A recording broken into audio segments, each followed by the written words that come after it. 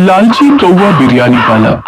पिता के गुजर जाने के बाद रमेश ने अपने पिता की चिकन बिरयानी की दुकान संभाल ली थी। रमेश की दुकान गांव के बीचों बीच थी, जहां रमेश अपने हाथों से चिकन बिरयानी बनाकर बेचता था।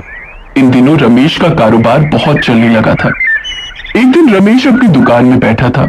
उस समय अरे वाह, आज भी मेरी काफी कमाई हो गई है। लगता है लोगों को मेरे हाथ की बिरयानी खाकर बहुत मजा आ रहा है। तभी तो हर समय मेरी दुकान में इतनी भीड़ लगी रहती है। तभी आनंद नाम का आदमी रमेश की दुकान में आता है। अरे रमेश भाई, 1 किलो बिरयानी पैक कर देना। हाँ हाँ, अभी कर देता हूँ। रमेश बिरयानी के बर्तन से बिरयानी निकालता है, पर बिरयानी केवल 2 किलो ही थी।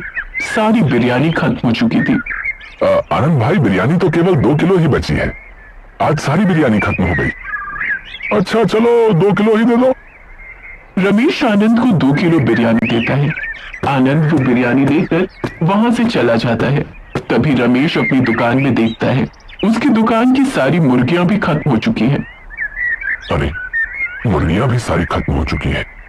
अब मैं बिरयानी कैसे बनाऊंगा? चलो, मैं तुरंत जाकर कालू भाई से मुर्गियां लेकर आता हूँ। शाम होते ही रमेश दुकान बंद करके उसी गांव के कालू मुर्गी वाले के पास जाता है। ये लीजिए कालू भाई, 4000 रुपए, और मुझे अच्छी वाली 12 मुर्गियां दे दीजिए। रमेश भाई, 12 मुर्गियों के 4000 रुपए नहीं, बल्कि 10,000 रुपए लगेंगे। पर मैं तो रोज 4000 रुपए में 12 मुर्गे आपसे ले जाता हूँ, फिर आज 10,000 रुपए के कैसे?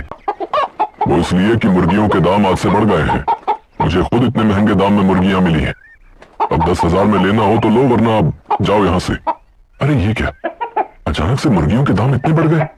अब मैं दुकान में बिरयानी कैसे बेचूंगा? रमेश भाई, जब मुर्गियों के दाम बढ़े हैं तो आप अपनी बिरयानी के दाम भी बढ़ा लीजिए। इससे आपको कोई नुकसान भी नहीं होगा। चलो ठीक है, आप 5 मुर्गियां दे दो। रमेश 5 मुर्गियां खरीद कर अपने घर आता है। देखते ही देखते सवेरा हो जाता है।